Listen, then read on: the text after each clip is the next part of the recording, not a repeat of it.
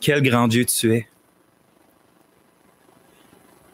Toi, le pourvoyeur de tout ce qui est bon et beau et satisfaisant dans notre vie. En fait, ô Dieu, tu es notre vie.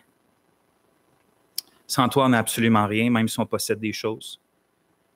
Sans toi, Seigneur, même les meilleures choses que tu pourrais nous accorder sur cette terre perdent leur couleur, leur saveur. Mais avec toi, Seigneur, même si on posséderait absolument rien de cette terre, on aurait quand même tout ce que notre cœur a de besoin. Et donc, on veut te louer de nous avoir aimés au point d'avoir fait tout ce qu'il fallait faire pour notre salut, pour qu'on puisse être appelé ton peuple, dire que nous sommes ton peuple et que tu es notre Dieu. On ne va jamais assez te louer, Seigneur, pour ces bénédictions-là que tu nous accordes, pour pouvoir te connaître, t'expérimenter, s'attendre à toi, s'attendre à Dieu, en sachant, Seigneur, que tu vas accomplir dans notre vie ce que tu as déclaré. On est là, on est assis, puis on s'attend, Seigneur, à recevoir de toi, de ta parole, puis du repas du Seigneur après. Seigneur, on ne veut pas approcher ces choses-là de manière purement intellectuelle et froide, comme un exercice mental purement. Non, Seigneur, on veut spirituellement, par ton esprit, en ton Fils, s'approcher de toi. Seigneur, on ne veut pas entendre seulement la bouche, des syllabes qui sortent d'une bouche. On veut entendre ta voix qui transforme les choses, qui transforme nos vies. Et donc, on te demande encore aujourd'hui de nous faire cette grâce de te manifester au milieu de nous avec vérité, avec justice et sainteté, Seigneur. Et ça pour la plus grande gloire de ton nom dans nos vies, puis dans cette Église, puis dans nos familles. Amen. Je suis vraiment content, frères et sœurs, de revenir devant vous. Merci de m'avoir accordé 2 semaines de vacances. Ça m'a fait extrêmement de bien, autant au niveau physique qu'au niveau mental, même dans mon cœur vis-à-vis de Dieu. Donc, je suis là, de retour. Je voulais vous dire ça avant de commencer, mais on va aller tout de suite avec le plus important, qui est évidemment la parole de Dieu. Aujourd'hui, on continue l'épître de 1 Pierre, puis on est rendu au verset 23 à 25, mais on va lire à partir du verset 22, qui est affiché normalement en arrière de moi. Donc, je vais commencer à lire la parole de Dieu. Ayant purifié vos âmes par l'obéissance à la vérité, pour avoir une affection fraternelle sans hypocrisie, aimez-vous l'un l'autre ardemment d'un cœur pur. Vous qui êtes régénérés non par une semence corruptible, mais par une semence incorruptible, par la vivante et permanente parole de Dieu. Parce que toute chair est comme l'herbe et toute sa gloire comme la fleur de l'herbe. L'herbe sèche et sa fleur tombe, mais la parole du Seigneur demeure éternellement. Or, c'est cette parole qui vous a été annoncée. Amen. Donc aujourd'hui, c'est le 3e message en fait qu'on fait. Ça fait longtemps qu'on n'a pas fait un Pierre. J'ai fait quelques messages avant ça, puis il y a eu les vacances. Mais si on se rappelle, c'est le 3e message qu'on fait sur cette section-là qui couvre les versets 22 jusqu'à 25 de l'épître, du premier chapitre de l'épître de Pierre. Puis là, je ne désire pas faire un grand retour sur tout ce qu'on a vu. Si vous désirez, puis vous avez manqué ces messages-là, ils sont disponibles sur Internet. Vous avez juste à aller les chercher sur le site de l'Église ou sur le YouTube de l'Église. Mais quand même si je ne vais pas répéter en profondeur tout ce qu'on a vu, je trouve ça important qu'on se rafraîchisse un peu la mémoire sur qu'est-ce que Pierre est en train de dire, c'est quoi la progression de ses propos. Qu'est-ce qu'il cherche à nous communiquer de manière un peu plus globale que juste le verset ou les 2 versets qu'on voit aujourd'hui. Puis en fait, c'est assez simple parce que je vous rappelle que depuis les versets 13, du premier chapitre, Pierre, il cherche dans le fond à quoi? Il cherche à nous exhorter à vivre pieusement la vie que Dieu veut qu'on vive, la vie chrétienne, la vie d'enfant de Dieu. Et dans les versets 13 à 21, si vous vous en rappelez, Pierre, il nous exhorte surtout à la piété vis-à-vis de Dieu. À nos devoirs ou à ce qu'on devrait faire en tant que chrétien vis-à-vis de Dieu. Puis c'est quoi ces devoirs-là? Qu'est-ce que Dieu s'attend de nous puis nous donne la force de faire? C'est de croire en lui par Jésus-Christ, c'est d'espérer dans sa grâce qui s'en vient, c'est de se sanctifier à la ressemblance de notre Dieu saint, puis c'est même de marcher avec une sainte crainte de son nom, avec une espèce d'admiration, puis une espèce de saint tremblement de ne pas vouloir aller à l'encontre de notre Père céleste. Mais l'éthique chrétienne, on peut dire, ou on pourrait dire les devoirs des enfants de Dieu, ça ne se résume pas à nos devoirs vis-à-vis de notre Père et de notre Dieu. Ce n'est pas juste moi et Dieu. Souvenez-vous que la loi, si on prend exemple les 10 commandements, il n'y a pas juste une table qui donne les 4 premiers commandements vis-à-vis de Dieu. Il y a 6 autres commandements qui sont quoi? Vis-à-vis de nos devoirs, vis-à-vis les uns envers les autres, envers la créature, envers notre prochain. Hein, Jésus n'a pas juste résumé, quand il a résumé la loi, il n'a pas juste dit que c'est d'aimer Dieu de tout notre cœur, de toute notre pensée et de toute notre force, mais il dit, et le second qui lui est semblable, est d'aimer son prochain comme soi-même. Et donc, tu peux être assuré que la vie que Dieu te demande, c'est assurément pas une vie de moine dans un monastère. Assurément pas. Peut-être que là, tu peux faire les 3 premiers commandements, puis d'adorer Dieu, puis avoir des grandes dévotions, mais tu ne peux certainement pas obéir à la 2e table de la loi, ou d'aimer ton prochain comme toi-même. C'est pour cette raison-là que dans les versets 22 à 25 qu'on a lus, l'Esprit Saint y inspire son apôtre à décrire la piété chrétienne, mais là, pas premièrement vis-à-vis de Dieu, mais vis-à-vis du reste de la communauté des enfants de Dieu, vis-à-vis des autres chrétiens. On pourrait dire nos responsabilités familiales. Fait qu'on a nos responsabilités vis-à-vis de notre Père céleste, mais nos responsabilités familiales envers nos frères et nos sœurs. Comme qu'on l'a médité dans le dernier message d'un Pierre, dans les 2 derniers, en fait, le cœur du passage qui est en arrière de moi, l'exhortation, en fait, principale, c'est celle où que Pierre nous dit au verset 22 de nous aimer l'un l'autre ardemment. Hein, c'est l'impératif de là, c'est le verbe, c'est un appel à l'action. Aimez-vous ardemment l'un l'autre d'un cœur pur. Et on peut dire, dans le fond, que tous les devoirs du chrétien, toutes vos responsabilités vis-à-vis de ceux qui sont à côté de vous en ce moment, c'est quoi? Se résume dans ce seul mot-là qui est « aimer ». Paul l'enseignait en Romains 13:8, « Celui qui aime les autres a accompli la loi ». Hein? Fait que ça peut paraître simple comme ça, c'est quoi? Tous tes devoirs vis-à-vis de l'autre se résument dans le fait de l'aimer. Ça peut paraître simple, mais en réalité, lorsqu'on se regarde dans le miroir, on se rend compte que c'est probablement la chose la plus difficile pour l'être humain de véritablement aimer son prochain. Hein, notre nature pécheresse est naturellement égoïste, égocentrique, c'est-à-dire centrée sur elle-même. Puis oui, on va souvent aimer les autres, mais quand ça nous convient, puis par motif d'intérêt, souvent, si on a quelque chose au bout de la ligne à gagner. Un véritable amour sacrificiel, un véritable amour désintéressé envers un prochain, duquel on ne va absolument rien retirer, même qui peut faire mal des fois. Fait qu'on va peut-être perdre à aimer quelqu'un, mais ça, c'est quelque chose de tellement rare qu'on se demande si ce n'est pas une espèce en voie d'extinction.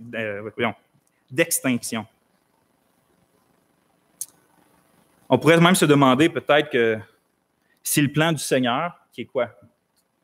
Qui est de se former une communauté de personnes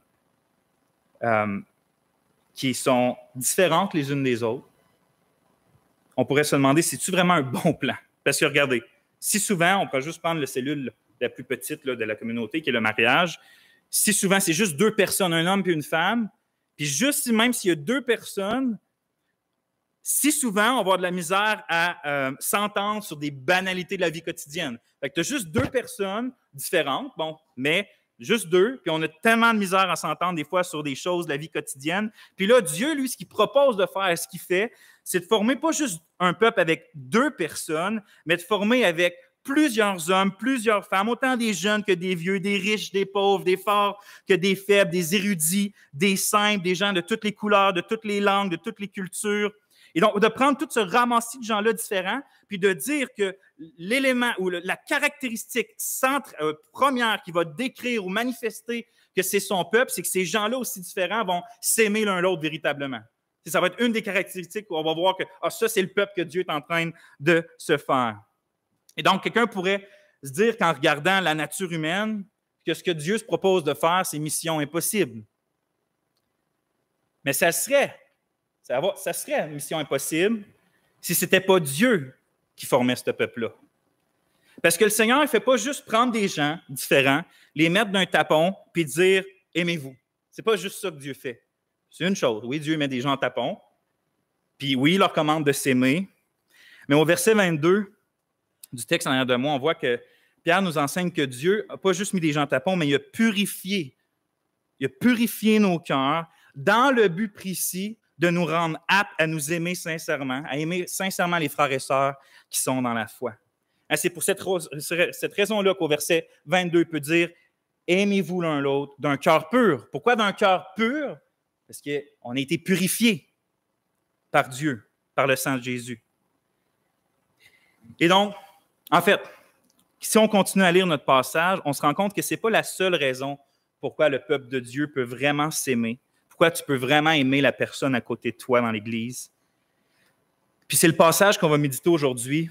On voit que l'apôtre y ajoute que ceux qui commandent, verset 22, « Aimez-vous l'un l'autre ardemment d'un cœur pur », il rajoute que c'est ceux qui sont régénérés, non par une semence corruptible, mais par une semence incorruptible, par la vivante et permanente parole de Dieu. Autrement dit, notre nouvelle naissance, c'est la régénération, c'est l'un des fondements qui nous permet de véritablement aimer les enfants de Dieu. Ou si je le dis de manière négative, si tu ne peux pas aimer véritablement l'enfant de Dieu si tu n'es pas toi-même un enfant de Dieu, tu ne vas pas véritablement aimer sincèrement l'Église, la famille de Dieu, si tu ne fais pas d'abord partie de cette famille-là. Tout comme il y a une sorte d'amour naturel entre des frères et sœurs. Bon, des fois, on dirait qu'ils saillissent plus que d'autres choses, mais sur le long de la vie, en général, un frère et une sœur, ou des frères et des sœurs, dans une famille naturelle, vont s'aimer par le simple fait qu'ils, souvent, ils font partie, ils ont le même sang, ils ont grandi ensemble, ils font partie de la même famille. C'est comme un peu un amour naturel. Bien, dans la famille de Dieu, aussi un amour spirituel qui est toujours présent, il peut vaciller, mais il est toujours présent entre les sœurs et les frères qui font partie de sa famille, la famille de Dieu. C'est ce qu'on lit en 1 Jean 5,1. C'est écrit « Quiconque croit que Jésus est le Christ est né de Dieu. » Vous avez la nouvelle naissance, la régénération. Donc, quiconque croit que Jésus est le Christ est né de Dieu. Et quiconque aime celui qui a engendré, c'est-à-dire Dieu qui fait la nouvelle naissance, aime aussi celui qui est engendré de lui. Simplement dit, la régénération va produire dans le chrétien, dans son nouveau cœur, un amour sincère, non juste pour Dieu, oui, premièrement, mais aussi pour la famille de Dieu. On comprend parce que par les prophètes, on se rend compte que dans la Nouvelle Alliance, Dieu promet d'inscrire sa loi dans leur cœur. Et sa loi, c'est quoi encore une fois? D'aimer Dieu de tout son cœur et notre prochain comme nous-mêmes. Donc, si c'est l'œuvre de Dieu de l'inscrire dans nos nouveaux cœurs, évidemment que l'un des signes, l'un des fruits de notre véritable chrétienté, du fait qu'on est vraiment enfant de Dieu, c'est qu'on aime Dieu. Pas parfait, mais on aime Dieu sincèrement, puis on aime sa famille aussi. Mais je crois que ce n'est pas la seule chose pour laquelle Pierre cherche la seule chose que Pierre cherche à nous communiquer dans le passage aujourd'hui. Parce qu'il ne dit pas seulement « Bon, aimez-vous l'un l'autre ardemment d'un cœur pur, vous qui êtes régénérés ». Il ne dit pas juste ça. Mais il rajoute « Régénérés non pas par une semence corruptible, mais par une semence incorruptible, par la vivante et permanente parole de Dieu. » Donc moi, je me suis arrêté là, puis j'ai commencé à méditer. Pourquoi Pierre, inspiré par l'Esprit Saint, ajoute, pourquoi il n'arrête pas juste à régénérer? On comprend s'il dit, bon, vous aimez-vous l'un l'autre parce que vous qui êtes régénérés, vous faites partie de la famille de Dieu, donc c'est normal que vous vous aimez les uns les autres. Il aurait pu arrêter là, puis ça aurait été correct, mais il rajoute, pourquoi il parle de la semence incorruptible, pourquoi il parle de la parole de Dieu vivante et permanente, puis j'ai essayé de méditer, surtout dans le contexte de l'exhortation de s'aimer les uns les autres. Pourquoi il rajoute ça? Bien, c'est ce qu'on va méditer ensemble aujourd'hui, puis je vais vous donner un résumé de la prédication. Je commence le résumé. L'un des plus grands obstacles à l'amour sincère pour notre prochain est la vanité d'une existence sans espérance de la vie éternelle. Puisque celui dont la vie se résume à ce monde corruptible est esclave de la recherche immédiate de son propre bien-être. Tandis que les enfants de Dieu, qui sont régénérés par une semence incorruptible, sont assurés de vivre éternellement, ce qui les motive à se sacrifier présentement pour les autres par amour. Le titre de la prédication, c'est « Régénéré par une semence incorruptible ». On va voir essentiellement 2 points. Le premier, ça va être le problème de la corruption. Le problème de la corruption. Le deuxième, on va voir que c'est, je l'ai appelé la solution de la régénération. Donc, d'un côté, le problème de la corruption. 2, la solution de la régénération. Puis, Dieu voulant, on va finir avec quelques applications de tout ça. Fait que je vais reprier, puis on y va. Merci, Seigneur, pour chaque mot que tu as utilisé dans ta parole. Donne-nous des yeux pour voir, des oreilles pour entendre, des cœurs pour comprendre, puis des pieds, puis des mains, Seigneur, pour mettre en pratique. Amen. Point 1, le problème de la corruption.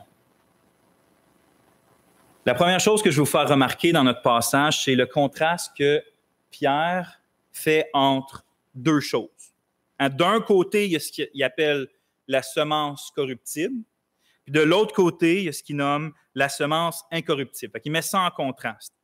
Puis l'idée d'utiliser le mot « semence », c'est simplement celle que, exemple, la nature d'une plante, ce que c'est une plante en elle-même, ou on va dire la nature d'un être humain, c'est d'avance déterminé par la semence de la plante ou par la semence du Père. D'avance, que c'est un être humain, c'est d'avance déterminé par la semence humaine. Puis de la même chose d'une plante, une graine par exemple, ce que va être une plante, c'est déterminé déjà dans la graine. Une graine de pomme, ça va produire un pommier. Assurément, c'est être en santé. De la même manière, la semence de l'homme, ça peut juste produire des êtres humains. On lit dans Genèse 1:11, « Puis Dieu dit que la terre produise de la verdure, de l'herbe portant de la semence, des arbres fruitiers donnant du fruit selon leur espèce. » Fait que la semence porte l'espèce, la nature d'une chose et la propage. Concernant l'homme, on lit en Genèse 5:3, « Adam, âgé de 130 ans, j'espère que, je ne sais pas si moi je vais encore des enfants rendus là, mais en tout cas, Adam, âgé de 130 ans, engendrant un fils à sa ressemblance selon son image. » Fait qu'on voit que la semence de l'homme produit une ressemblance à son image, quelqu'un de la même nature que lui. Autrement dit, la semence d'une chose produit toujours quelque chose qui correspond à sa nature. Ça, c'est la manière que Dieu a fait les choses. La semence produit toujours, le fruit de la semence va toujours correspondre à la même nature que la semence. Donc, je pense que qu'est-ce que l'apôtre fait, c'est qu'il utilise ce principe-là pour nous enseigner que, d'un côté, il y a une semence corruptible qui produit quoi? La corruption, pas dans le sens du péché, mais dans le sens de quelque chose qui se dégrade, qui disparaît. Cette corruption-là, ce flétrissement-là.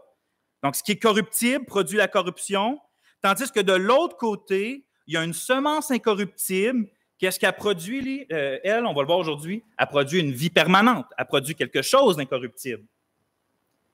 Je crois que Pierre est tout simplement en train de... Le contraste qu'il fait, c'est que d'un côté, il met l'existence naturelle périssable des humains, puis de l'autre côté, il met l'existence spirituelle impérissable des enfants de Dieu.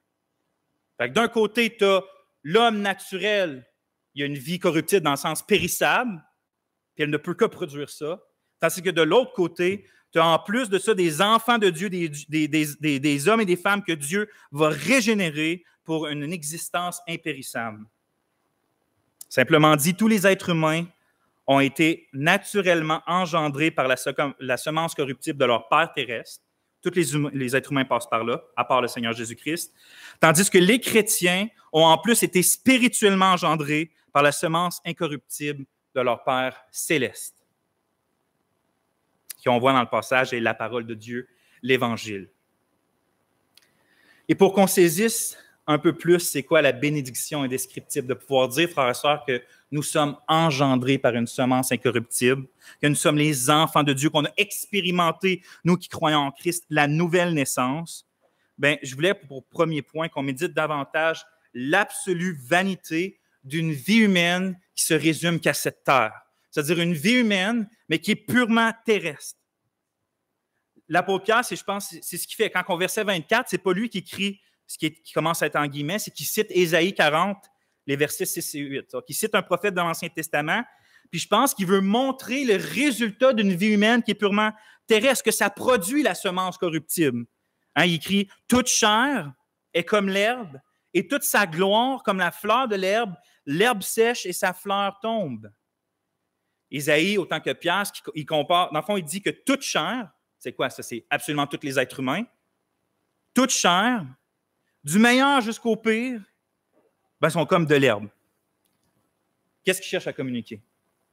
Je pense simplement qu'il cherche à communiquer l'idée de autant la fragilité que même peut-être l'insignifiance puis la brièveté d'une expérience humaine que, comme j'ai dit, qui se résume à vivre la vie terrestre et rien de plus. Je pense que Job, au chapitre 14, les 2 premiers versets, il exprime très bien ce que Ésaïe et Pierre cherchent à communiquer. Job dit, « L'homme né de la femme, sa vie est courte, sans cesse agitée, il naît, il est coupé comme une fleur, il fuit et disparaît comme une ombre. » Donc, vous savez, lorsqu'on est jeune, puis en santé, hein, s'il y en a qui sont ados, particulièrement, écoutez ça. Quand on est jeune, on a cette fâcheuse-là tendance à penser qu'on a assurément une longue vie devant nous. Hein, je me souviens, quand j'étais adolescent, c'est comme, je ne dis pas que c'est l'expérience de tout le monde, mais en majorité, on n'a pas la conscience que ça peut, à moins qu'on ait vécu des choses peut-être, on n'a pas la conscience que la vie peut arrêter demain matin. C'est comme si, hey, moi, j'ai toute la vie devant moi, je peux faire, il n'y a rien qui va m'arriver, puis j'ai juste à accomplir mes désirs, puis mes plans. Je vais faire ce que je pense, puis tout va bien aller. Mais la vérité, c'est que la vie humaine est premièrement extrêmement courte, et deuxièmement, à un seul moment inattendu, elle peut basculer puis disparaître. Ça, c'est la réalité de la vie humaine. Puis je n'essaie pas de faire peur à qui que ce soit ce matin, mais c'est juste la réalité que parfois, on a tendance à oublier, c'est qu'on n'est jamais assuré que demain, on va vivre encore. Si on pense qu'on est assuré demain de vivre encore, c'est une fabulation, c'est un opium qu'on prend. C'est pas vrai, ça. On peut mourir tantôt. Puis encore une fois, c'est pas dans le but de vous faire peur, c'est juste dans le but qu'on se rappelle la réalité. Même si en Christ, notre vie éternelle est assurée, on va le voir aujourd'hui, notre vie terrestre n'est jamais assurée. La vie et la mort sont toutes les deux dans la main souveraine de Dieu. Puis il peut autant prendre quelqu'un qui est sur le bord de la mort, le restaurer, puis le guérir, puis le faire vivre encore 70 ans, tandis qu'il peut prendre la personne la plus en forme, la plus en santé, dans le fleur de l'âge, puis en un instant le faire périr.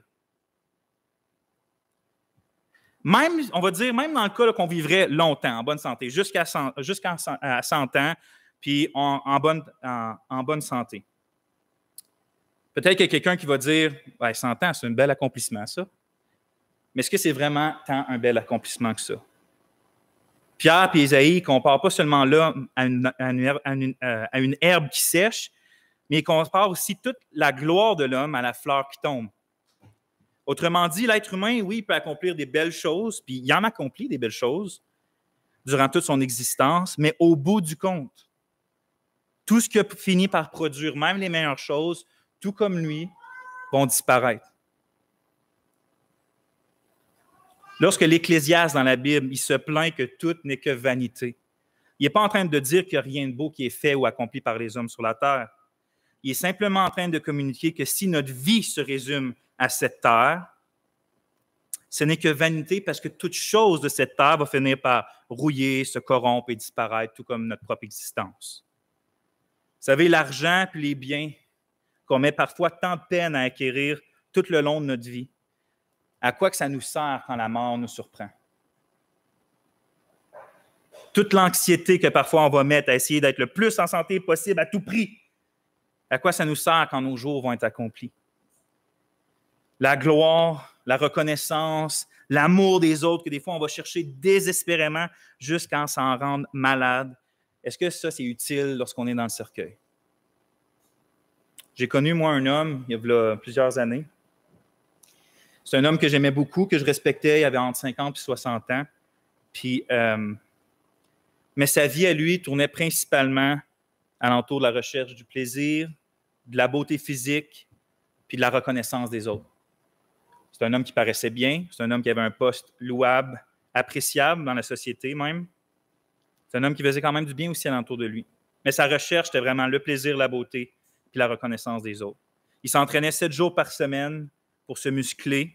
Il ne laissait aucun répit dans sa poursuite de ces objectifs-là. Puis un jour, il a décidé de prendre sa retraite un peu d'avance pour pouvoir justement avoir le temps de faire tout ce qu'il a toujours désiré, c'est-à-dire aller voyager un peu partout dans le monde avec ses amis, avec sa blonde, tout ça, avec sa conjointe. Ben, c'était pas sa conjointe, il n'était pas marié, mais en tout cas, la femme avec qui il était. Fait qu'il a pris sa retraite un peu d'avance, 2-3 ans d'avance avant la date prévue. Il a commencé, il a eu le temps de faire un voyage, puis 6 mois après, il était déclaré avec un cancer majeur, puis il est mort 1 mois après. Quand on entend ça, est-ce que ce n'est pas ce que le Seigneur Jésus nous a prévenu même dans une parabole lorsqu'il dit en Luc 12, verset 16, « Le domaine d'un homme riche avait beaucoup rapporté, il calculait en lui-même, se disant, « Que dois-je faire? Car je ne sais pas où amasser mes récoltes. » Puis il dit, « Voici ce que je ferai. J'abattrai mes greniers, j'en bâtirai de plus grands, et j'y amasserai tous mes produits et mes biens. Et je dirai à mon âme, tu as beaucoup de biens en réserve pour beaucoup d'années. Repose-toi, mange, bois, fais bonne chère. » Mais Dieu lui dit, « Insensé, cette nuit même, ton âme te sera redemandée, et ce que tu as préparé, qui va l'avoir?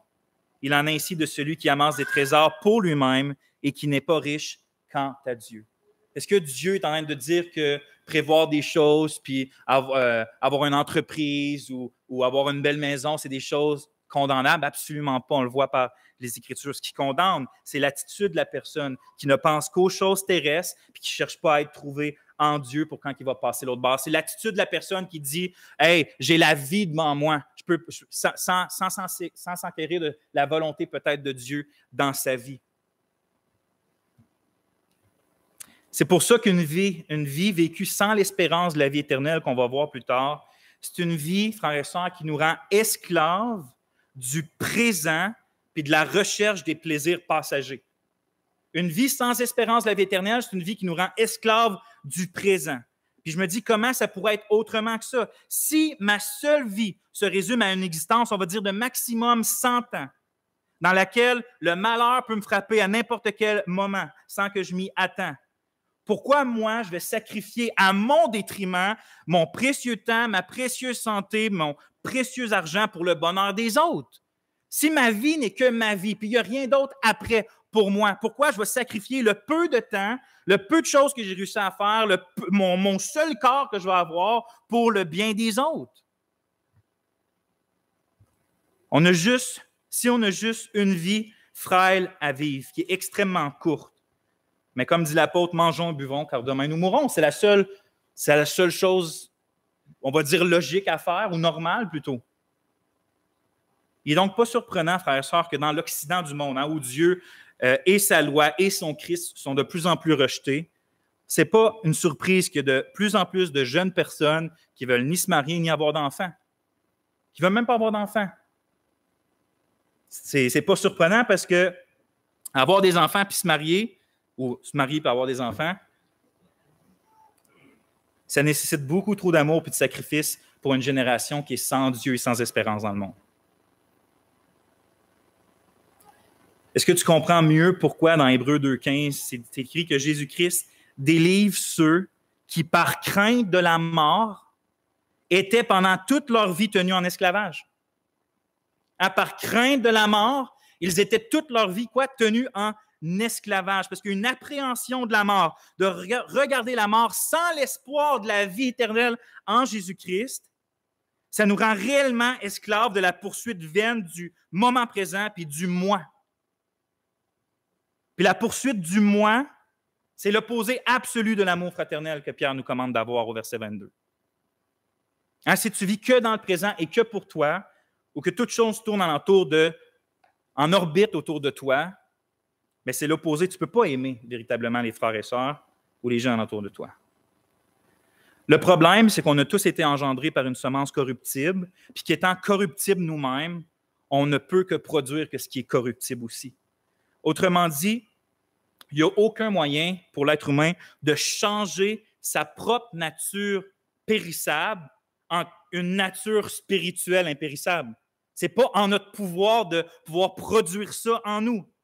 Comme le Seigneur le dit, vous savez, à Nicodème, dans une discussion qui est justement en rapport avec la nouvelle naissance, il lui dit en Jean 3,6, écoutez bien, « Ce qui est né de la chair est chair, et ce qui est né de l'esprit est esprit. » L'homme naturel, il peut juste produire l'homme naturel.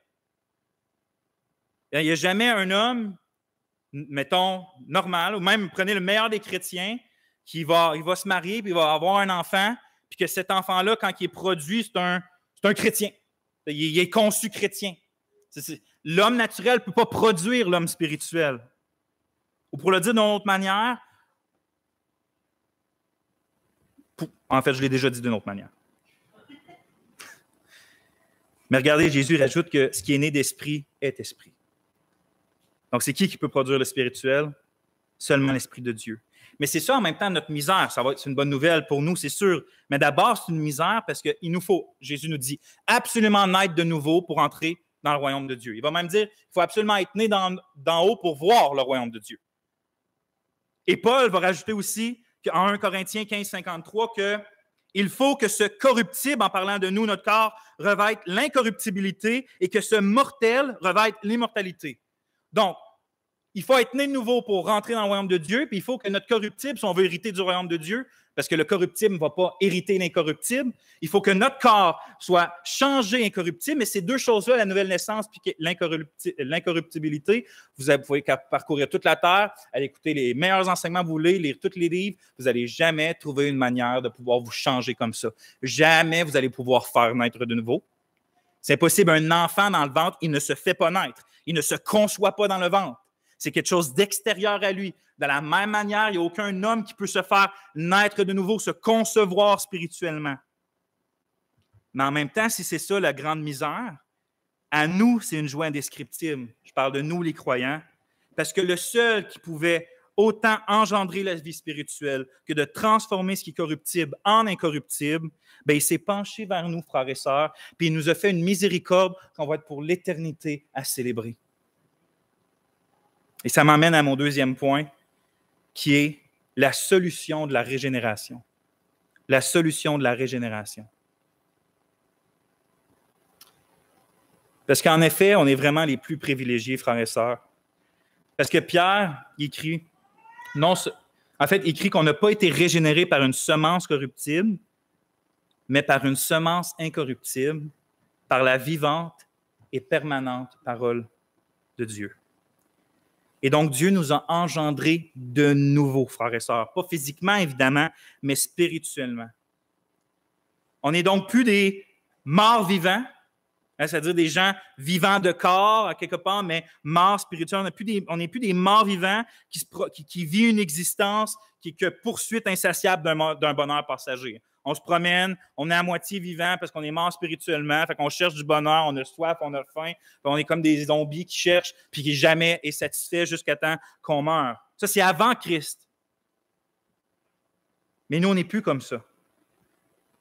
Dieu a planté en nous une semence qui produit la vie. Puis la vie, c'est la vraie vie spirituelle. C'est pour ça que l'apôtre, il précise que non seulement la semence qui a été plantée en nous est incorruptible en elle-même, mais elle est vivante. La parole de Dieu est vivante et permanente. Donc, elle est vivante, elle est même vivifiante. Elle donne la vie.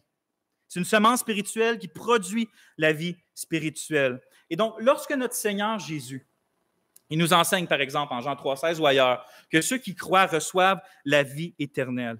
Il ne faut pas penser que la vie éternelle des sauvés, des enfants de Dieu, c'est la même vie qu'ils ont d'habitude, depuis leur naissance, mais juste elle va continuer sans fin. Ce n'est pas la même vie qui continue. Ce n'est pas du tout ça. En Jésus, on reçoit une nouvelle vie spirituelle. On reçoit quelque chose qu'on n'avait pas avant d'être sauvé. Avant, on était spirituellement mort. On peut lire Éphésiens 2:1.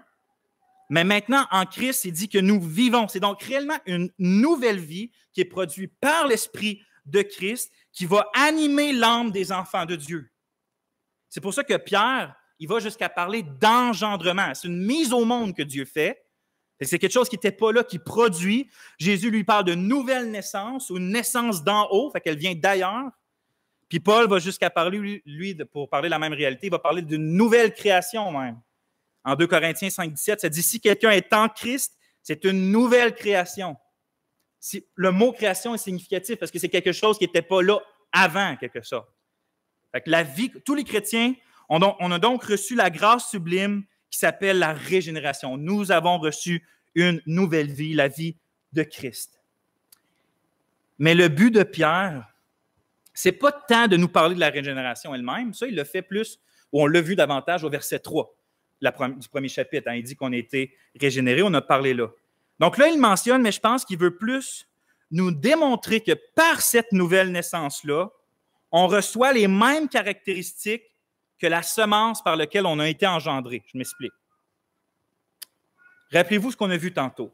Une semence va toujours produire quelque chose de la même nature qu'elle-même. Donc, on a vu que la semence corruptible de l'homme corruptible produit quoi? Des enfants corruptibles. Ça n'a pas le choix d'être comme ça. Mais là, Pierre nous dit que la semence incorruptible du Père incorruptible produit donc quoi?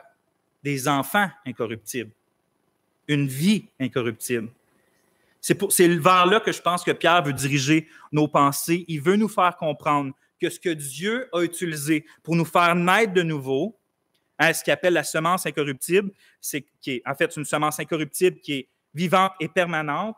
Il va nous dire quoi à la fin du verset 25? Bien, il nous dit déjà au verset 23 que c'est la parole de Dieu, vivante et permanente. Mais au verset 25, il dit, cette parole, c'est quoi? C'est celle qui vous a été annoncée. Donc, c'est l'Évangile. Dieu a utilisé l'Évangile pour implanter la parole en nous, qui produit du fruit.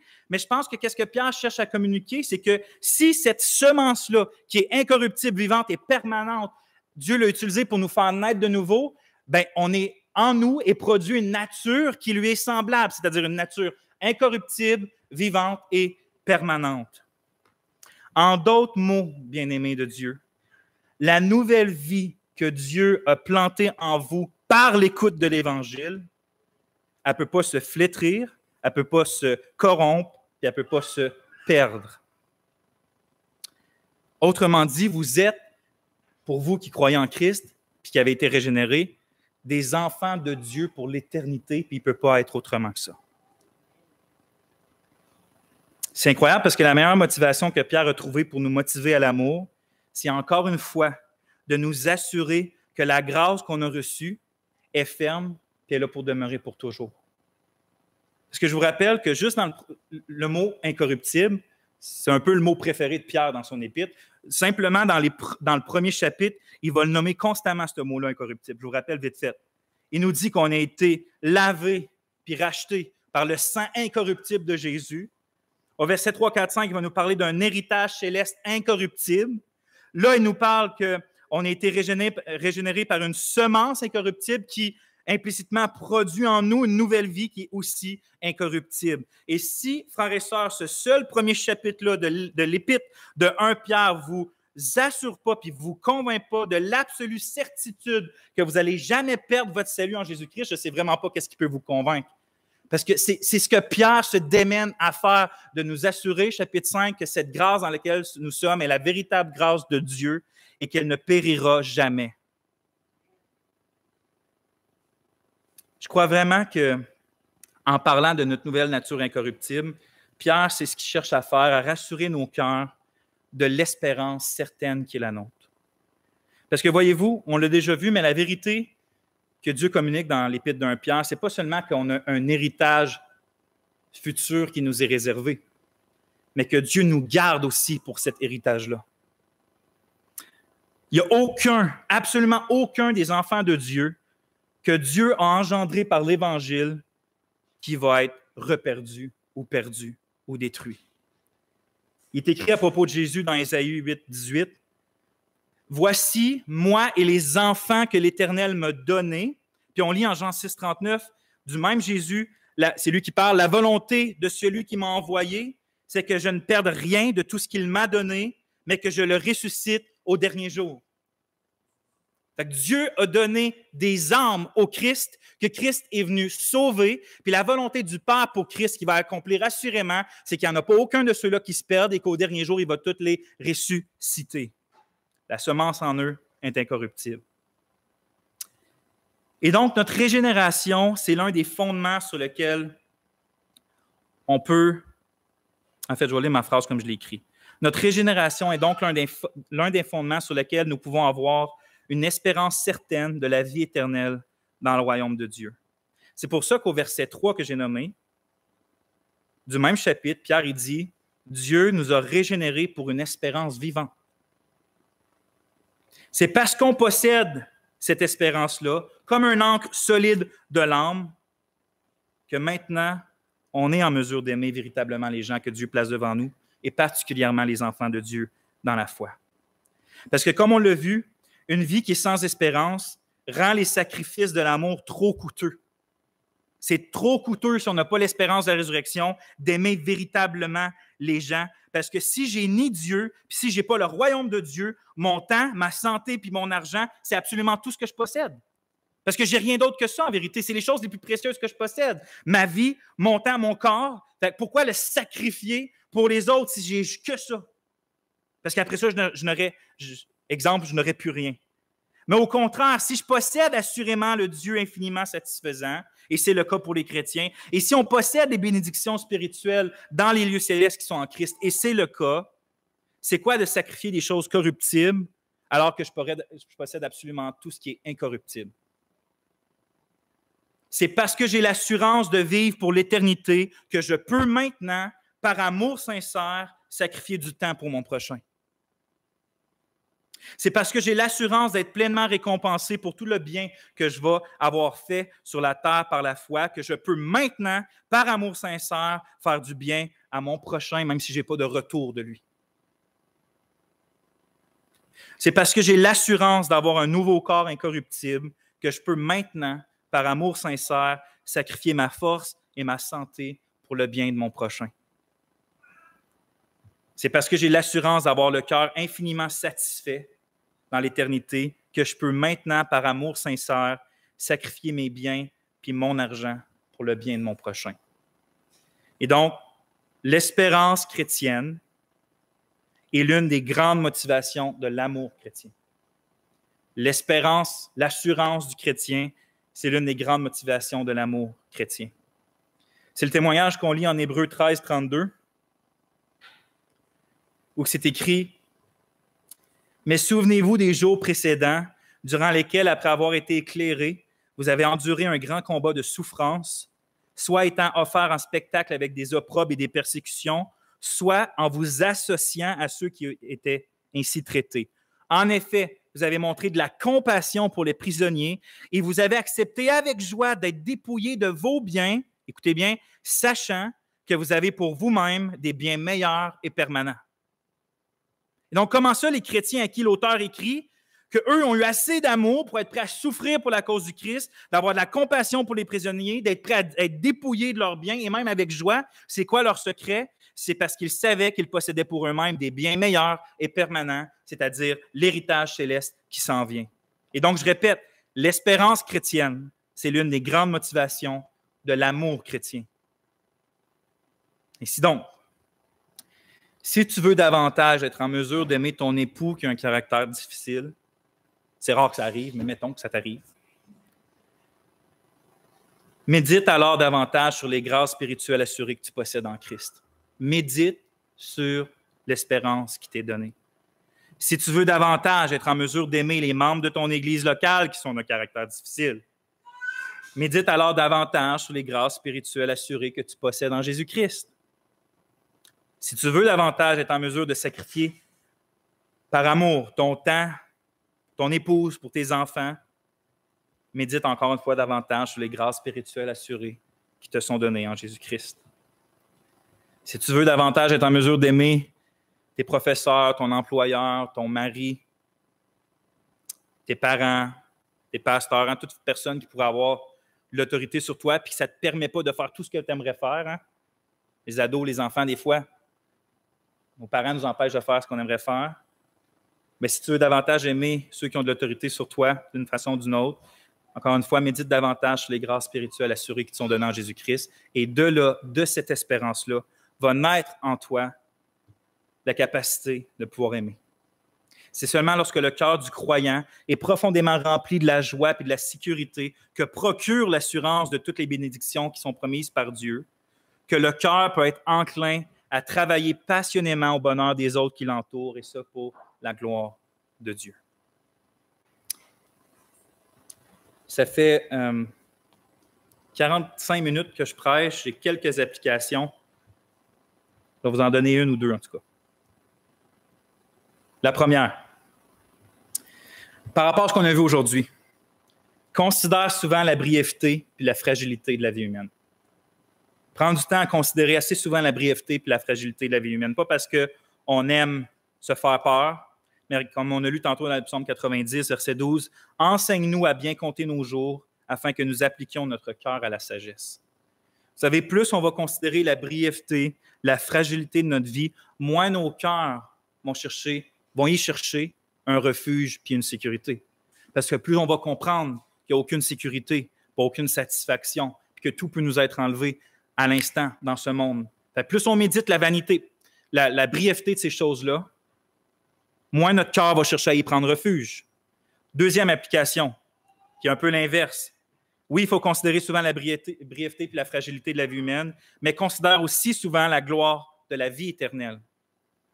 Romains 8, 18, Paul pouvait dire « J'estime en effet que les souffrances du temps présent ne sont pas dignes d'être comparées avec la gloire à venir qui va nous être révélée. » Fait, prends du temps à méditer, prends les promesses que Dieu donne, les descriptions que Dieu donne de ce qui t'est assuré en Christ, médite-les, repasse-les dans ton cœur, et plus tu vas faire ça avec le premier point, c'est-à-dire moins tu vas trouver ta sécurité dans le monde, moins tu vas trouver ta satisfaction dans le monde, plus au contraire tu vas trouver ta sécurité puis ta satisfaction dans les choses que Dieu te réserve.